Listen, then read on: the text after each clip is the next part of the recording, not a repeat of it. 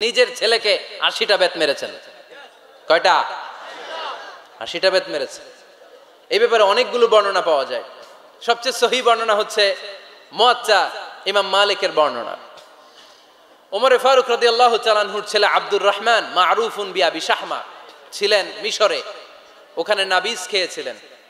নাবিজ হচ্ছে আরব দেশের লোকেরা দুধের মধ্যে শক্ত খুরমা রাত্রেবেলা ঢেলে দিত।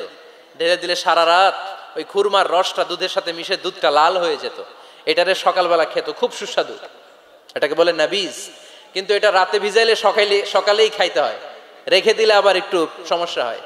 এটা অনেকটা তারির মতো হয়ে যায়, মাতলামি চলে আসে। তো ওমরে ফারুকের ছেলে নাবিজ খেয়েছেন, মদ খাননি, নাবিজ। কিন্তু নাবিজ খাওয়াতে সাকরান চলে এসেছে। সাকরান চলে আসাতে এটা যখন প্রমাণিত হয়েছে, আমর ইবনে আস রাদিয়াল্লাহু তাআলা আনহু নাকি ৮০ বেত মেরেছেন মিশরে। কয় বেত? নিয়ম হচ্ছে সবার সামনে, ইনি সবার সামনে না মেরে একটু গোপনে মেরেছে।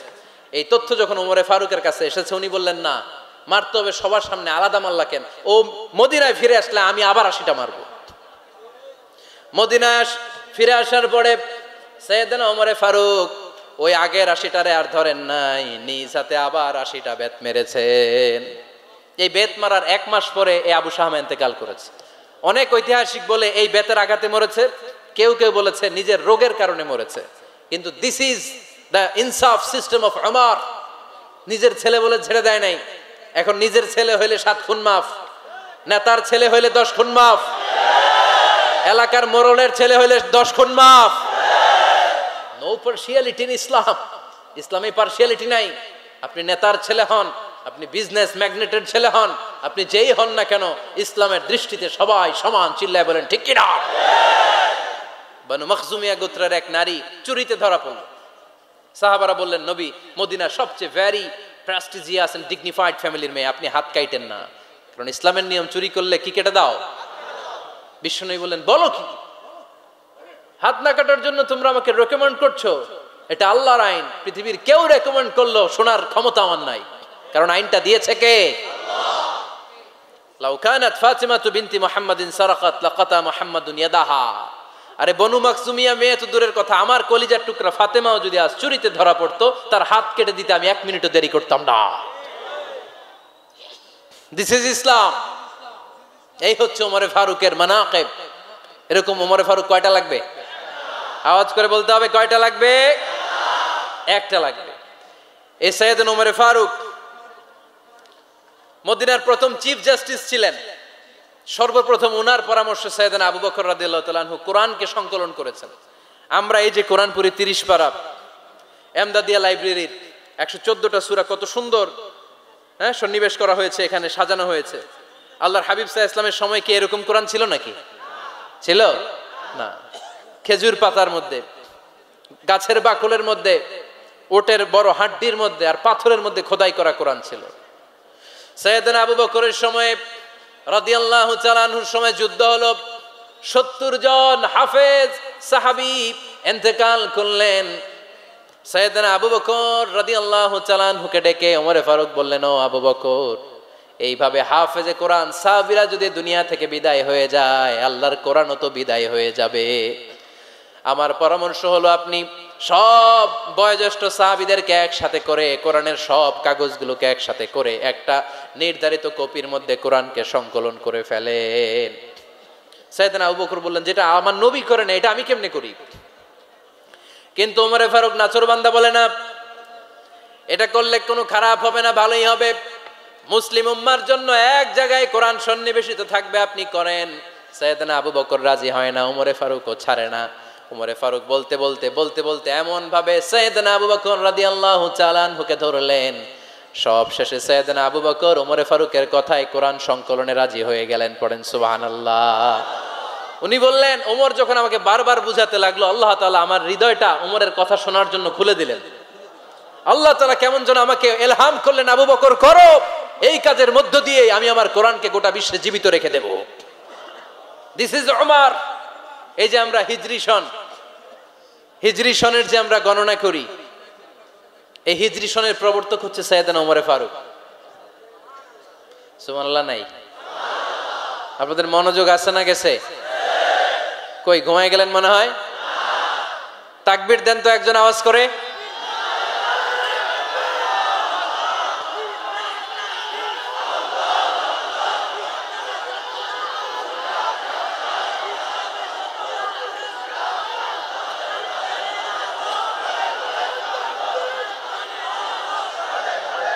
মাশাআল্লাহ মাশাআল্লাহ। বসেন বসেন, এখনই শেষ করে দেব কিছু সময়ের মধ্যে। আমরা একসাথে বিদায় নেব ইনশাআল্লাহ। ওঠা বসা করবেন না, ওঠা বসা করবেন না, বসেন। সাইয়েদনা ওমর ফারুক এই হিজরি সনের গণনা শুরু করেছেন। সাহাবারা বলল, আমিরুল মুমিনিন, খ্রিস্টানদের ঈসাই সন আছে, আমাদের মুসলমানদের কোনো সন নাই। আমাদের একটা সন থাকলে আমাদের জিজিয়া নিতে, আমাদের জাকাতের টাকা উত্তোলন করতে অনেক সুবিধা হবে। ওমর ফারুক বললেন, তাহলে কোন সালকে হিজরি, কোন সালকে মুসলিম সাল হিসেবে আমরা ঘোষণা দিতে পারি? একজন বলল, আমার নবী যেই সালে জন্মগ্রহণ করেছেন ওই সালে। ওমর ফারুক বললেন, না, আমার নবীর জন্ম আমাদের জন্য খুশির দিন, কিন্তু এটা আমাদের জন্য প্রেরণা নয়। প্রেরণা নবীর কাজে, ঠিক কিনা? আরো কিছু সাহাবারা বলল, তাহলে যেই সালে আমার নবী ইন্তেকাল করেছে ওইটারে প্রথম সাল ধরেন। ওমর ফারুক বললেন, না, যেদিন তিনি ইন্তেকাল করেছেন এটা আমাদের দুঃখের দিন, এটা আমাদের প্রেরণা নয়। আমাদের প্রেরণা হচ্ছে বিশ্বনবীর ত্যাগ, তিতিক্ষা আর কাজের মধ্য দিয়ে। জোরে কোন ঠিক কিনা? ওমর ফারুক বললেন, যেদিন বিশ্বনবী ইসলাম রক্ষায় নিজের মাতৃভূমি ছেড়ে মক্কা থেকে মদিনায় গিয়েছেন ওই দিনটাকে হিজরি প্রথম দিন ধরে আমরা হিজরি সাল গণনা করে শুরু করে দেব। ওইটাই হচ্ছে হিজরি সন। সেখান থেকে হিজরি সনের প্রবর্তন করেছেন সাইয়েদনা ওমর ফারুক রাদিয়াল্লাহু তাআলা আনহু। এই যে স্টেট গভর্নমেন্ট, এই যে প্রিজন, জেলখানা, ক্যান্টনমেন্ট, সচিবালয়, গণভবন, বঙ্গভবন, মুক্তিযোদ্ধাদের ভাতা, রাষ্ট্রীয় ভাতা, এই সব নিয়ম কানুন সাইয়েদনা ওমর ফারুক তার রাষ্ট্রীয় আমলে তিনি নিজে করেছেন। চিল্লায় পড়েন আল্লাহু আকবার। মুসলমানদের আলাদা কারেন্সি, নিজস্ব মুদ্রা ব্যবস্থা নিজে চালু করেছেন। সৈনিকদের মধ্যে যারা বিবাহিত প্রতি 6 মাস অন্তর অন্তর 1 মাসের ছুটি কাটাতে তারা ফিরে আসবে, সাইয়েদনা ওমর ফারুক চালু করেছেন। চিল্লায় আওয়াজ করে পড়েন আল্লাহু আকবার। এই যে আমরা 20 রাকাত সালাতুত তারাবি পড়ি রমাদানে, পড়েন না আপনারা? এটা সাইয়েদনা ওমর ফারুক চালু করেছে। সুবহানাল্লাহ পড়তে পারলেন না?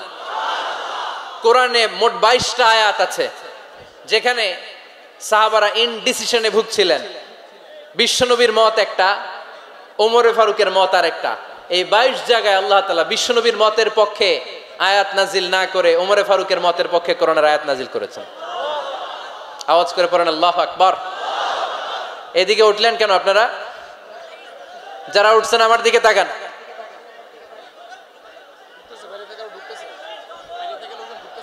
কিছু ভিতরে ঢুকতেছে, কিছু বাইরেতেছে না?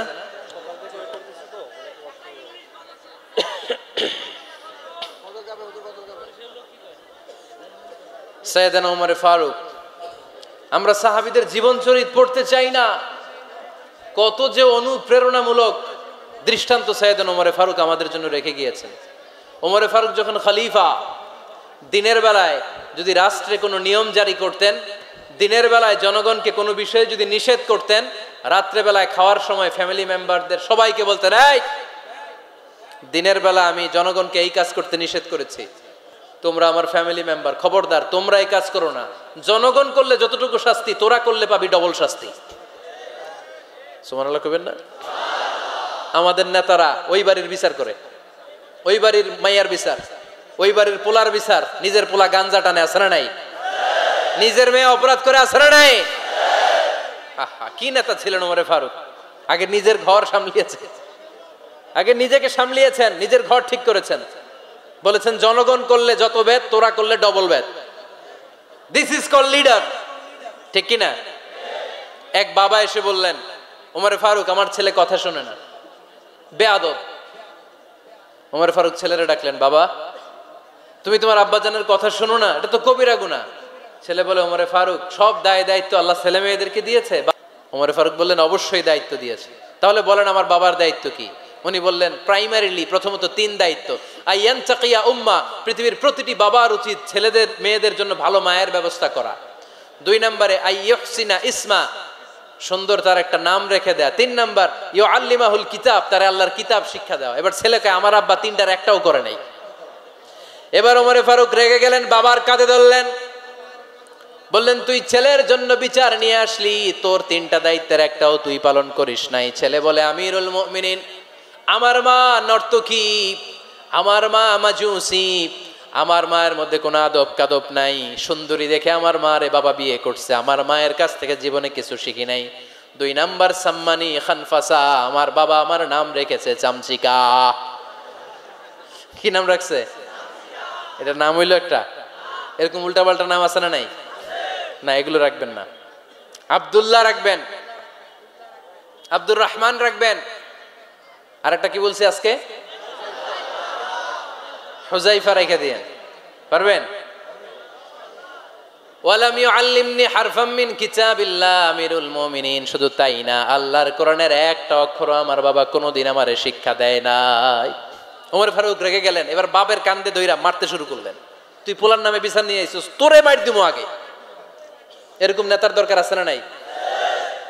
মদিনায় এক লোক তার বউরে রাগের চোটে 100 তালাক দিয়ে ফেলছে। কয় তালাক দেয়ার নিয়ম? কয়টা দিছে? কয়টা? এবার স্ত্রী কাঁদতে কাঁদতে এসে বলে, আমিরুল মুমিনিন দেখেন, আমার স্বামী আমারে রেগে মেগে 100 তালাক দিছে। ওমর ফারুক বললেন, দইরা নিয়ে এটারে। নিয়ে আসা হলো। ওমর ফারুক বললেন, কয়টা তালাক দিয়েছ? কয় 100টা। কেন দিছ? কয় মাথা গরম আছিল। এরকম আছে না? তালাক দেওয়ার সময় সব তালাক, তুই তালাক, তোর মা তালাক, তোর বোন তালাক, সব তালাক। তালাক দিবে ওয়াইফ রে, দিতেছে সবাই রে। ওমর ফারুক বললেন, দিবে 3টা, 100টা দিলা কেন?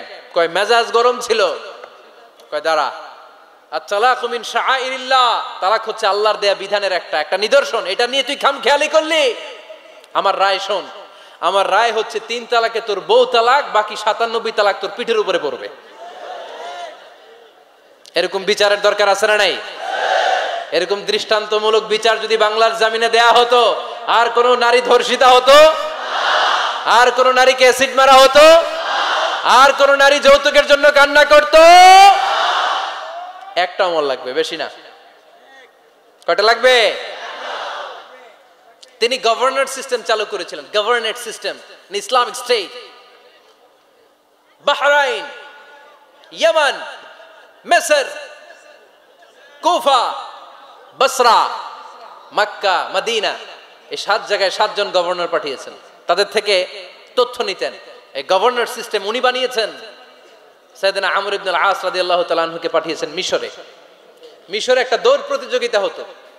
ওই দৌড় প্রতিযোগিতায় আমর ইবনে আল-আস রাদিয়াল্লাহু তাআলা আনহুর ছেলে অংশগ্রহণ করেছে, কিন্তু এক মিশরি ওই দৌড় প্রতিযোগিতায় চ্যাম্পিয়ন হয়ে গেছে। রানার্স আপ হয়েছে আমর ইবনে আল-আসের ছেলে। এবার মিশরি ফার্স্ট আর গভর্নরের ছেলে সেকেন্ড। রাগের চোটে আমর ইবনে আল-আসের ছেলে ওই মিশরির মাথার মধ্যে কয়েকটা বাড়ি মেরেছে। মিশরি বলে, আমার মাল্লা কেন? তুমি খেলায় পারো না, আমারে মাল্লা কেন? কয়, আনা ইবনুল আকরামিন, আমি গভর্নরের পোলা, আমি যা বলবো এটাই হবে, আমার উপরে কথা নাই। মিশরি ওইখানে আর ঝগড়া বাঁধায় নাই, মনে দুঃখ নিয়ে মদিনায় চলে আসলেন। এসে বললেন, আমিরুল মুমিনিন, আপনি আমর ইবনুল আস রাদিয়াল্লাহু তাআলা আনহুকে মিশরের গভর্নর বানিয়ে পাঠিয়েছেন। একটা প্রতিযোগিতায় আমি চ্যাম্পিয়ন হয়েছি, ওনার ছেলে হয়েছে রানার আপ।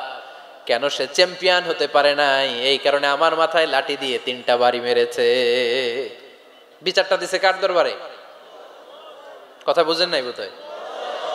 ওমর ফারুকের দরবার। ওমর ফারুক বললেন, তাই আগামী বছরের অমুক তারিখ আমি সব গভর্নরদেরকে ডেকে হিসাব নেই, তো ওই দিন তুই থাকবি, পারবি না? মিশরে বলে, পারবো মানে অবশ্যই পারবো।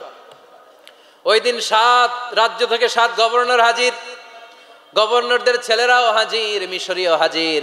7 গভর্নরের কাছ থেকে 7 এলাকার খোঁজ খবর নেয়ার পরে ওমরে ফারুক বললেন, আইন আল মিসরি, মিশরি লোকটা কই, এদিকে আয়। মিশরি সামনে আসার পরে বলল, আমর ইবনুল আস, তুমি মিশরের গভর্নর, তোমার ছেলে সহ তুমি আসো। আমর ইবনুল আস এসে সামনে বসে রইলেন। এবার বললেন, ও আমর ইবনুল আসের ছেলে, তুমি নাকি ইবনুল আকরামিন গভর্নরের ছেলে, তুমি যা বলবা মিশরে নাকি তাই হবে, তোমার নাকি অনেক দাপট। নিজে একটা লাঠি এনে মিশরীর হাতে দিয়ে বলল, এবার তোর মাথায় যতটা মারছে তুই ততটা গুনে গুনে মার, আমি দেখব। আমর ইবনুল আস দেখবে, আমর ইবনুল আসের ছেলেরে তুই এখানে মার। সে বলতেছে, থাক, আপনি বলছেন এতেই যথেষ্ট, মারা লাগবে না, আমি মাফ করে দিলাম। ওমরে ফারুক বলল, খবরদার, মার, মার ওর মাথার মধ্যে। মিশরি ওমরে ফারুকের ধমক শুনে ভয়ে ভয়ে 3টা বাড়ি মারল। এই বাড়ি মারা দেখেও ওমরে ফারুকের হৃদয় ঠান্ডা হয় নাই। লজ্জায় আমর ইবনুল আস, বয়স হয়ে গিয়েছে সাহাবা, মাথা তখন টাক, মাথায় চুল নাই, লজ্জায় মাথাটা হেট হয়ে মাথাটা নিচু করে রেখেছে। এবার রাগের চোটে ওমরে ফারুক বললেন, এবার আমর ইবনুল আসের টাক মাথার মধ্যে একটা মার মার। কেন ছেলেকে শিক্ষা দিতে পারে নাই? ইয়া আমর ইবনুল আস, মাতা জাআলতুমুন নাস আবিদা, তোমরা কখন মিশরীদেরকে নিজেদের দাস বানায় নিলা? ওয়াকাদ ওয়ালাদাতুহুম উম্মুহুম আহরারা, আর ওদের মায়েরা তো ওদেরকে স্বাধীন সন্তান হিসেবে প্রসব করেছে। মানুষদের উপর ক্ষমতাগিরি করার জন্য গভর্নর পাঠাই নাই। খবরদার, জনগণ তাদেরকে দেখভাল করার জন্য তোমাদেরকে পাঠানো হয়েছে, তাদের উপর কোনো অত্যাচার করার জন্য নয়। চিল্লায় বলেন ঠিক কিনা? এরকম নেতা কয়টা লাগবে? কয়টা? ওই নেতার নাম কি? ওমর। হ্যাঁ, হুয়া ইয়াতি ওমর। 22 জায়গায় বিশ্বনবী কয় একটা, ওমরে ফারুক বলে আর একটা। আল্লাহ বলে, বিশ্বনবী আপনার পক্ষে আমি আয়াত নাজিল করতে পারলাম না, আমি ওমরের পক্ষে নাজিল করে দিলাম। বিশ্বনবী বলতেন, ইন্নালি কুল্লি উম্মাতিন মুহাদ্দাস, সব উম্মতের মধ্যে, সব নবীর উম্মতের মধ্য থেকে একজন করে আল্লাহ তাকে মুহাদ্দিস বানাতো। মুহাদ্দিস না, মুহাদ্দাস। মুহাদ্দাস মানে এমন লোক যিনি যা ভাবতো ওই ভাবনাটাই আল্লাহ আয়াত হিসেবে নাজিল করে দিতেন। বিশ্বনবী বললেন, আমার উম্মতের মধ্যে মুহাদ্দাস হচ্ছে সাইয়েদনা ওমর। মদিনার সবচেয়ে বড় মুনাফিকের নাম আব্দুল্লাহ ইবনে উবাই ইবনে সালুল, সব মুনাফিকদের সরদার। কিন্তু এই মুনাফিকের ছেলেটা হলো পাক্কা ইমানদার। এই ছেলের নাম হলো আব্দুল্লাহ। আওয়াজ করে বলেন, ছেলের নাম কি? আব্দুল্লাহ ইবনে উবাই ইবনে সালুল। মুনাফিক সরদার যখন ইন্তেকাল করলো, সাইয়েদনা আব্দুল্লাহ রাদিয়াল্লাহু তাআলা আনহু বিশ্বনবীর কাছে এসে চোখের পানি ছেড়ে ডেকে বলে, নবী আপনিও জানেন, আমিও জানি, মদিনার সবাই জানে আমার আব্বা মুনাফিকদের সরদার, কিন্তু আমার মন তো মানে না, আমার তো পিতা, আমার তো বাবা লাগে, আমার তো মন মানে না। আপনিও জানেন মুনাফিক, আমিও জানি মুনাফিক। নবী আপনার দরবারে কিছু আমি চাই না, আপনার গায়ের একটা জামা দেন, আপনার জামাটা পরিয়ে আমার বাবারে দাফন দিব। এর উসিলায় যদি আমার আব্বারে আল্লাহ মাফ করে দেয়, দয়ার নবী মায়ের নবী জামা খুলে দিয়ে দিলেন। পড়েন সুবহানাল্লাহ। আব্দুল্লাহ রাদিয়াল্লাহু তাআলা আবার আবদার চললেন, নবী জানি আমার বাবা মুনাফিক, কিন্তু আমার তো বাবা, আপনার দরবারে ফরিয়াদ, আপনি নিজে যে আমার বাবার জানাজার নামাজের ইমামতি করবেন। দয়ার নবী মায়ার নবী জানাজার নামাজে যেতে চাইলেন। ওমরে ফারুক বললেন, নবী না, খবরদার আপনি উবাই ইবনে সালুলের জানাজায় যাবেন না। বিশ্বনবী জোর করে যেতে চাইলেন। সাইয়েদনা ওমরে ফারুক বিশ্বনবীর জামা পেছন থেকে টেনে ধরলেন। আল্লাহু আকবার। টেনে ধরলেন, যাবেন না আপনি। ওমর ফারুকের হাত থেকে হ্যাচকা টান মেরে জুব্বা টান দিয়ে বিশ্বনবী জানাজায় চলে গেলেন। রব্বুল আলামিন আয়াত নাজিল করলেন, ইস্তাগফির লাহুম আও লা তাস্তাগফির লাহুম ওয়া ইন তাস্তাগফির লাহুম ৭০ মাররাতান ফালান ইয়াগফিরাল্লাহু লাহুম। নবী গো, একবার নয়, দুইবার নয়, ৭০ বারও যদি এই মুনাফিকের জন্য আপনি ক্ষমা চান, তার জন্য ক্ষমা নাই, তার জন্য আছে জাহান্নাম। ওয়ালা তাকুম, আপনি যাবেন না আলা কবরি, কখনো তাদের জানাজায় যাবেন না। এই যে একটা ভুল করে ফেলছেন, এটা এইবারই শেষ, এরপরে আর যাবেন না। সাইয়েদনা ওমর ফারুকের পক্ষে আল্লাহ তাআলা কোরআনের আয়াত নাজিল করে দিলেন। চিল্লায় পড়েন আল্লাহু আকবার। এভাবে 22টা জায়গায় ওমর ফারুক যা বলেছে, এটা নিয়ে একটা আলাদা আলোচনা হইতে হবে, আলাদা একটা আলোচনা লাগবে যে 22টা আয়াতে আল্লাহ তাআলা বিশ্বনবীর পক্ষে কোরআনের আয়াত নাজিল না করে সাইয়েদনা ওমর ফারুকের পক্ষে আয়াত নাজিল করেছেন। চিল্লায় পড়েন সুবহানাল্লাহ। ওই ওমর ফারুককে আমাদের মডেল বানানোর দরকার আছে না নাই? ওই ওমরে ফারুকের জীবনী আমাদের ছেলে মেয়েদেরকে পড়ানোর দরকার আছে না রে? আমাদের ভবিষ্যৎ প্রজন্ম এগুলো জানে না। ওরা সালমান খান দেখে বড় হয়, ওরা শাহরুখ খান দেখে বড় হয়, ওরা ঋত্বিক রোশনকে দেখে বড় হয়। ওরা মনে করে যে এরাই বড় সুপার হিরো। আমাদের যে কত বড় সুপার হিরো আছে এরা জানেই না। নতুন প্রজন্মের কর্ণকহুরে সাইয়েদনা ওমরে ফারুকের ইতিহাস পৌঁছে দেওয়ার দরকার আছে না নাই? ওমরে ফারুকের ইন্তেকালের ঘটনাটা বলেই আমরা মোনাজাতের দিকে যাব। শুনবেন? শুনতে চান? উনি স্বপ্নে দেখলেন একটা লাল মোরগ ওনাকে 3টা ঠোকর মেরেছে। কয়টা? উনি জুমার নামাজে, জিলহজ মাসের শেষ সপ্তাহে জুমার নামাজে বললেন যে একটা লাল মোরগ 3টা ঠোকর মেরেছে। মুগীরা ইবনে শুবা রাদিয়াল্লাহু তাআলা আনহুর দাস আবু লুলু আল মাজুসি, এই লোকটা খঞ্জর বানাতে পারত। মুগীরা রাদিয়াল্লাহু তাআলা আনহুর দাস। মুগীরা প্রতিদিন 4 দিরহাম করে চার্জ করতো, যেহেতু দাস। সে এসে বিচার দিল, আমিরুল মুমিনিন, মুগীরা আমার থেকে বেশি টাকা চায়, জুলুম করে। ওমরে ফারুক বললেন, তাই? তুমি কি কাজ জানো? বলে, আমি খঞ্জর বানাতে জানি। বাড়ি কই? পারস্য। আরে তুমি খঞ্জর বানাতে জানলে তো 4 দিরহাম অনেক কম, সে তো আরো বেশি টাকা নেওয়া দরকার ছিল তোমার থেকে। আবু লুলুর এই কথা পছন্দ হয় নাই। সে কয়, ওমর তুমি সবারে দয়া দেখাও আর আমার ক্ষেত্রে কঠিন নিয়ম বানাইলা, দাঁড়াও এই নিয়ম তোমার আমি দেখাবো। এই রাগে সে বাড়িতে যে একটা খঞ্জর বানালো। কি বানালো? খঞ্জর চিনেন? ছোট্ট ছুরি। কিছুদিন আগে ওমানের সুলতান কাবুস ইন্তেকাল করেছে, জানেন আপনারা? ওনার এই কোমরের মধ্যে খঞ্জর থাকতো, ছবিতে দেখছেন? আরব শায়েখ যারা সুলতান আমির, কোমরে কি থাকে? ছোরা থাকে, খঞ্জর। সে বাসায় যে একটা খঞ্জর বানালো, যেই খঞ্জরের 2 মাথা, লাহু রাসান ওয়া মাকবাদাতুহু ফি ওয়াসাতি, আর ধরার হ্যান্ডেলটা মাঝখানে, এদিকেও ছুরি এদিকেও ছুরি, যাতে এইভাবে মারা যায়। সে ধার দিতে লাগলো আর বলল, ওমর দাঁড়াও তোমারে আমি দেখাবো। ওমর ফারুক মসজিদে নববীর ইমাম, ফজরের নামাজের সময় এ আবু লুলু আল মাজুসি বুরনুস পরে, চাদর পরে, লুকিয়ে লুকিয়ে, সে অগ্নি উপাসক, মুমিন নয়। ওমর ফারুককে অ্যাটাক করার জন্য গেলেন মসজিদে নববীতে। ওয়াকানু ইউসাল্লুনা বিগালাস, তখন ওনারা অন্ধকারে নামাজ পড়তো। নামাজের সময় যখন হলো, লুকিয়ে লুকিয়ে প্রথম কাতারে ওমর ফারুকের পিছনে মুয়াজ্জিনের পাশেই দাঁড়ালো, হাতে খঞ্জর। একামত হলো, ওমর ফারুক সালাত শুরু করলেন, ফজরের সালাত, আল্লাহু আকবার। নামাজ শুরু করলেন, সূরা ফাতিহা বললেন। আরেকটা সূরা যখন পড়তে যাবেন, in the mean time Abu Lulu এই খঞ্জর নিয়ে ওমর ফারুকের বুকের মধ্যে 3টা স্টেবিং করলেন। একটা মারলেন নাভির নিচে, মারার সাথে সাথে পাকস্থলী কেটে গেল। আরেকটা মারলেন পাজরে, পাজর ছিঁড়ে গেল। 3টা মারার পরে ওমর ফারুক বললেন, কাতালানি আল কাল, এক কুকুর আমাকে মেরে ফেলেছে।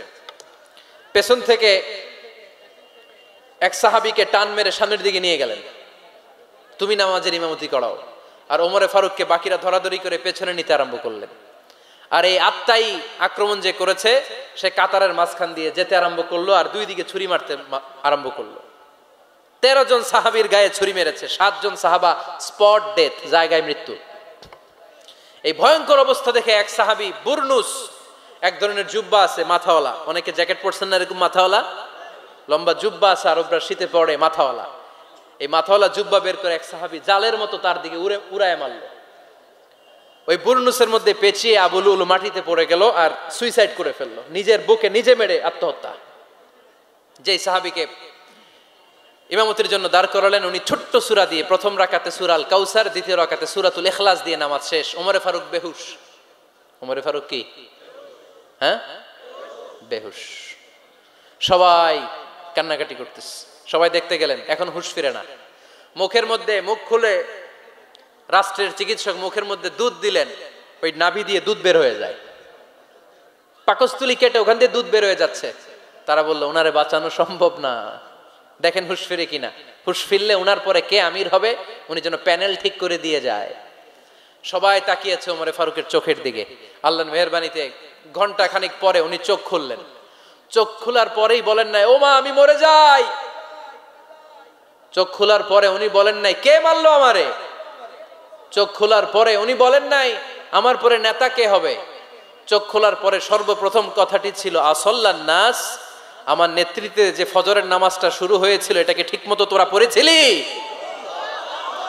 আমার নেতৃত্বে যে ফজরের জামাত শুরু হয়েছিল, সেটা ঠিকঠাক মতো সমাপ্ত হয়েছিল কিনা আগে বল। আসল্লান নাস, নামাজটা হয়েছে কিনা বল। সুবহানাল্লাহ করতে পারলেন না? This is Omar, hour super hero. নেতা অনেকগুলো লাগে না, এরকম নেতা একটাই যথেষ্ট, যে গোটা বিশ্বকে কাঁপায় দিতে পারে। চিল্লায় বলো ঠিক কিনা? আমরা চাই আমাদের ছেলেগুলো ওমর ফারুকের মতো বড় হোক। আমরা চাই আমাদের ছেলে মেয়েগুলো খাব্বাব, খুবাইব, সাইয়েদনা আলী, উসমান, আবু বকর রাদিয়াল্লাহু তাআলা আনহুর অনুসরণে বড় হোক, ঠিক কিনা? আমরা একটা ওমর চাই, যিনি আমাদেরকে সালাতের শিক্ষা দিয়ে গিয়েছেন, ইন্তেকালের আগে বলেছেন সাল্লান নাস। এজন্য আমরা যেন নামাজ কখনো নষ্ট না করি। আল্লাহর জমিনে দিন বাস্তবায়ন আসাদ্দুহুম ফি আমরিল্লাহি ওমর। ওমর রাদিয়াল্লাহু তাআলা আনহুর মতো এত কঠোর কেউ ছিলেন না। তাই দিন বাস্তবায়নে আমরা যেন কাউরে ছাড় না দেই। সবার আগে আল্লাহর দিন, সবার আগে আল্লাহর কোরআন, সবার আগে আমার ইসলাম, ঠিক কিনা? চাইলেই কেউ এদেশ থেকে ইসলামরে মিটাই দিতে পারবে না। যে দেশে আল্লাহু আকবার ধ্বনির সাথে সাথে সূর্য উঠে যায়, আল্লাহু আকবার ধ্বনির সাথে সাথে সূর্য ডুবে যায়, সে দেশে আর কিছু থাকবে না থাক আমার ইসলাম থাকবেই, আর কিছু থাকবে না থাক আমার কোরআন থাকবেই। সে ইসলামের সাথে থাকতে রাজি আছেন তো? কোরআনের সাথে থাকতে রাজি আছেন তো?